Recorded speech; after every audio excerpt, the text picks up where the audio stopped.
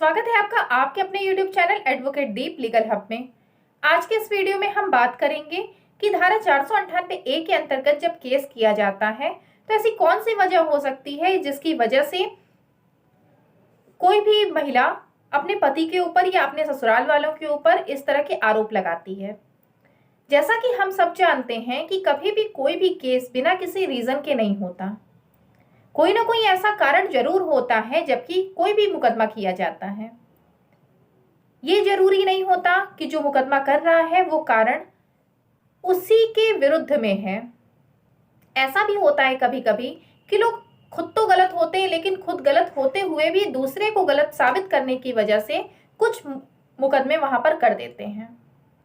तो कुछ ऐसे मुकदमे आप पर भी हो सकते हैं जिनमें आपकी गलती ना हो, लेकिन खुद को कैसे गलत सही साबित किया जाए इस चीज को करने के लिए आपके ऊपर मुकदमे कर दिए गए हों। आज के इस वीडियो में हम ऐसी 10 वजह के बारे में आपको बताएंगे और आपको वीडियो को लास्ट तक देखने के बाद ये बताना है कि आपके केस में कौन सी ऐसी वजह थी जिसकी वजह से 498A का मुकदमा किया गया है। वीडियो को स्टार्ट करने के पहले अब तक अगर आपने चैनल को सब्सक्राइब नहीं किया है और आप चैनल पर नए हैं तो सब्सक्राइब कर लीजिए। इस चैनल पर आपको कानून की जानकारी दी जाती है और हम आपको जब भी कोई भी कानून की जानकारी देते हैं तो आपका भी ये दायित्व बनता है कि आप इनको ज़्यादा से ज़्यादा शेयर करके लोगों तक पहुंचाइए और उन्हें भी कानून का जानकार बनाइए। क्योंकि हम अपने देश में रह करके अगर हम अपने देश के कानून को ही नहीं जानते हैं, हम अपने अधिकारों को ही नहीं जानते हैं, हमें पता ही नहीं है कि हमारे संविधान में क्या कहा गया, हमें पता ही नहीं है कि अगर हमारे साथ कुछ गलत हो रहा है तो हमें कैसे लड़ना है, तो फिर ऐसा आपका जीना व्यर्थ होगा। तो इसलिए सबसे पहले तो आपको अपने कानून की जानकारी होनी चाहिए। वीडियो को आप ज़्यादा से ज़्यादा लोगों तक शेयर किया करिए जिससे कि उन्हें भी सारी चीज़ों के बारे में पहले से ही पता हो। और बहुत सारी ऐसी जानकारियां होती हैं जिनके अभाव में वो अपने अधिकारों को पाने में असमर्थ होते हैं। आज के इस वीडियो में हम बात कर रहे हैं धारा 498A में कौन कौन सी ऐसी वजह हो सकती है, ऐसी कौन कौन सी 10 वजह हैं जिनकी वजह से 498A का केस किया जाता है। सबसे पहली वजह की अगर हम बात करें तो वो है कि पति और पत्नी के बीच में एक दूसरे की भावनाओं का सम्मान नहीं किया जाता। एक दूसरे की भावनाओं का सम्मान नहीं किया जाता। पति और पत्नी दोनों को ही एक दूसरे से कुछ ना कुछ उम्मीद जरूर होती है और कुछ रिश्तों में जब हम कुछ हस्बैंड और वाइफ के अगर हम रिश्ते देखें तो वहां पर हम ये देखते हैं कि वहां वो दोनों या कोई भी एक उन उम्मीदों पर खरा नहीं उतरता।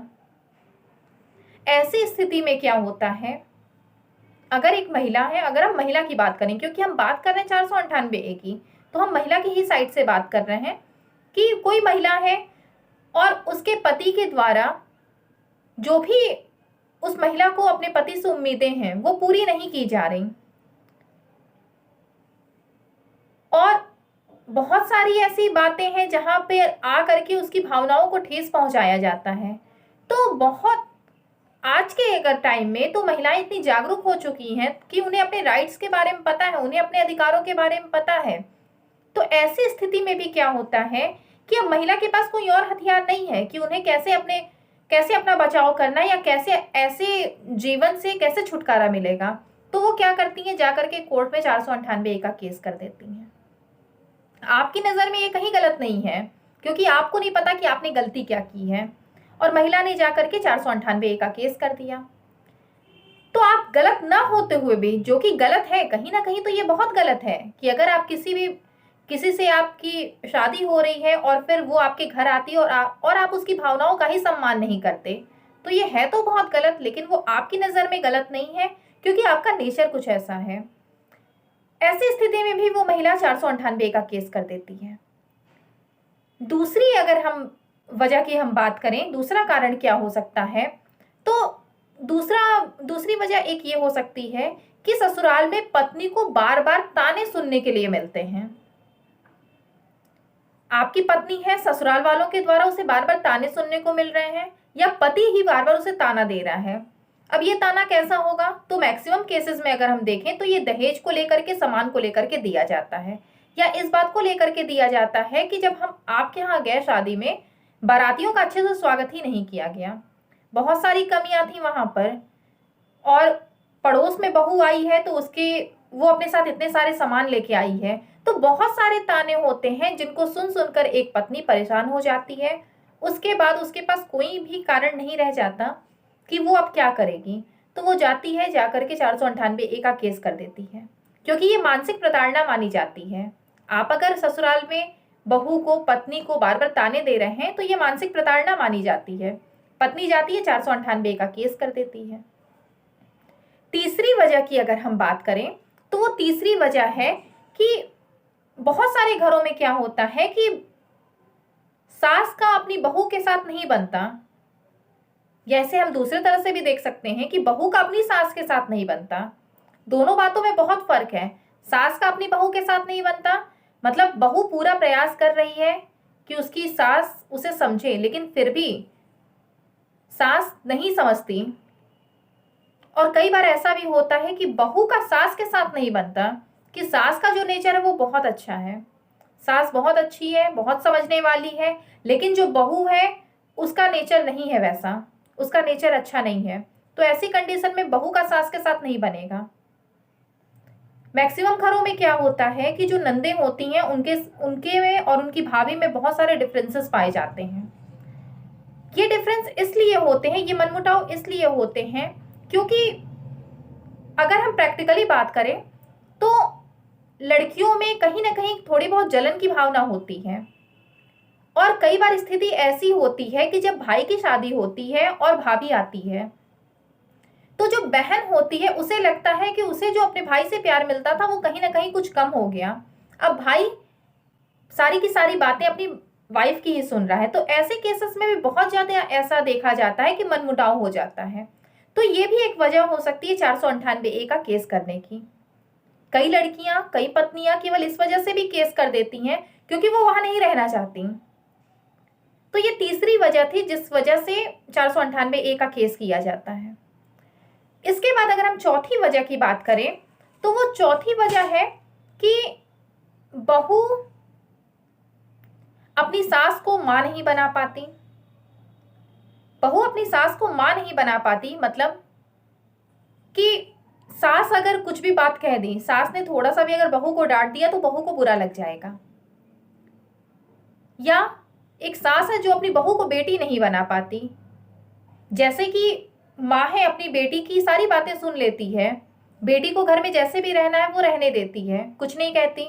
लेकिन वही बहू अगर थोड़ा सा भी अगर सुबह उठने में लेट कर दे तो सास बहुत सारी बातें सुनाने लग जाती है।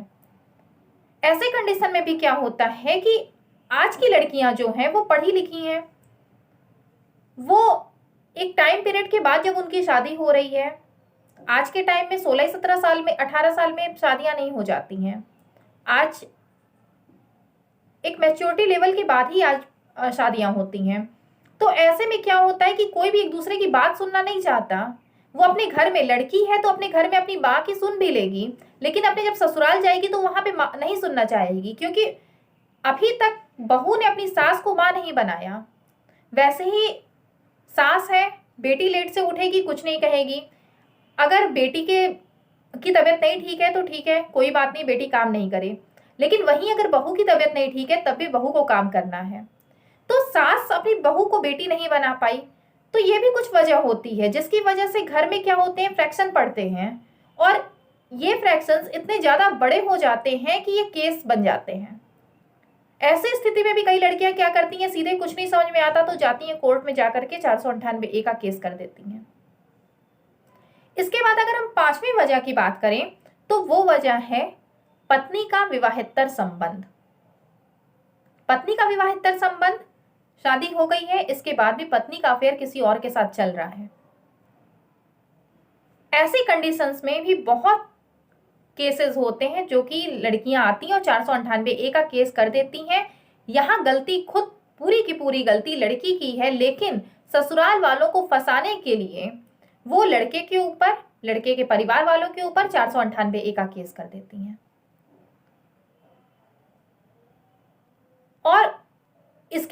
हम बात करें क्या वजह हो सकती है, तो वो वजह हो सकती है कि कभी कभी जो पत्नी है उसके जो अरमान होते हैं वो पति के जेब से भी ज्यादा बड़े हो जाते हैं। पत्नी के जो भी अरमान है, पत्नी के जो शौक है वो इतने ज्यादा हो जाते हैं कि पति उसे पूरा नहीं कर पाता। पति की इनकम कम है और पत्नी के शौक बहुत ज्यादा है। तो ऐसी कंडीशन में जब पति उनको नहीं पूरा कर पाता, तब भी बहुत सारी लड़कियां इस तरह के केसेस का सहारा ले लेती हैं और ऐसे केसेस का सहारा लेकर के वो पति को परेशान करती हैं, जो कि बहुत ही गलत रीजन होता है। इसके बाद अगर हम बात करें तो कभी कभी क्या होता है कि पति अपनी जिम्मेदारियों का निर्वहन अच्छे ढंग से नहीं करता। आप जब भी विवाह के बंधन में बंधते हैं तो वो केवल एक पति और पत्नी का ही रिश्ता मात्र नहीं रहता, वहां से आपके साथ बहुत सारे रिश्ते जुड़ जाते हैं। इसके लिए जरूरी होता है कि आप उन सारे रिश्तों को महत्व देते हुए ही आगे बढ़ें, वो चाहे पति हो या पत्नी हो। तो जब आप दोनों उन सारे रिश्तों को महत्व देते हुए आगे बढ़ते हैं तो आपका जो वैवाहिक जीवन होता है वो बहुत अच्छा जाता है। और वहीं अगर आप कुछ कमी कर देते हैं, आप अपनी जिम्मेदारियों का निर्वहन ढंग से नहीं करते हैं, तो बहुत सारी परेशानियां आ जाती हैं। कई बार इन सारी बातों की वजह से भी लड़कियां 498A का केस करती हैं। एक वजह और ये होती है कि माँ बाप बेटी की शादी बिना उसकी मर्जी के कहीं कर देते हैं। बेटी अपने माँ बाप से तो नहीं बोल पाती, या बोलती भी और उसकी सुनी नहीं जाती। ऐसी स्थिति में दबाव में आकर के शादी तो हो जाती है, लेकिन जब वो अपने ससुराल में जाती है तो उसे लगता है कि वो साथ में नहीं रह सकती। अब उसके पास कोई और चांस नहीं रह, कोई और जरिया नहीं रह जाता है कि वो किस तरीके से खुद को अलग करे। वहां से भाग नहीं सकती, डाइवोर्स भी नहीं मिल सकता। तो बहुत सारी ऐसी चीजें होती हैं जिनकी वजह से वो कुछ और नहीं कर पाती, तो सीधे 498A का केस कर देती है। वो ये दिखाती है कि उसके ससुराल में उसको प्रताड़ित किया जा रहा है, जिससे कि गलती उसकी ना हो और उसे ऐसी बिना मर्जी की शादी से भी छुटकारा मिल जाए। इसके बाद अगर हम बात करें वजह की, तो एक वजह यह भी होती है कि कभी कभी जो पति होता है वो नशे का आदी होता है और नशा करने के बाद वो अपनी पत्नी को गाली देता है, मारता है, उसे प्रताड़ित करता है। तो इस तरह के केसेस में पत्नी 498A का केस करती है पति के ऊपर, क्योंकि ये घरेलू प्रताड़ना माना जाता है, शारीरिक प्रताड़ना मानी जाती है, मानसिक प्रताड़ना मानी जाती है। इसके बाद फिर एक लास्ट वजह ये हो सकती है कि पत्नी अपने ससुराल में परिवार के साथ नहीं रहना चाहती। पत्नी नहीं चाहती कि वो अपने ससुराल वालों के साथ रहे। पत्नी अपने पति के साथ अलग एक घर में रहना चाहती है और ऐसी कंडीशन में वो बार बार अपने पति को बोलती है कि उसे अलग घर में रहना है, उसे अलग घर में रहना है, उसे अपने ससुराल वालों के साथ नहीं रहना। और जब पति इसके लिए तैयार नहीं होता तो पत्नी 498A का केस कर देती है। तो ये ऐसे कुछ वजहें हैं जिनकी वजह से 498A का केस किया जाता है। और आप अगर 90% केसेस देखेंगे तो इनमें से कोई ना कोई एक वजह आपको जरूर मिल जाएगी जहां पर कि 498A का केस किया गया होगा। अब आपको ये बताना है कि आपके केस में इनमें से कौन सी वजह थी जिसकी वजह से 498A का केस हुआ है। उम्मीद करते हैं कि वीडियो में दी गई जानकारी आपको समझ में आई होगी और ये जो वजह है, इन वजह के बारे में भी आपको कहीं ना कहीं कुछ जानकारियां हो पाई होंगी कि आप अगर आपको लगता है कि आप इस तरह की कोई भी गलती कर रहे हैं तो आप उनसे पहले ही आप सतर्क हो सकते हैं।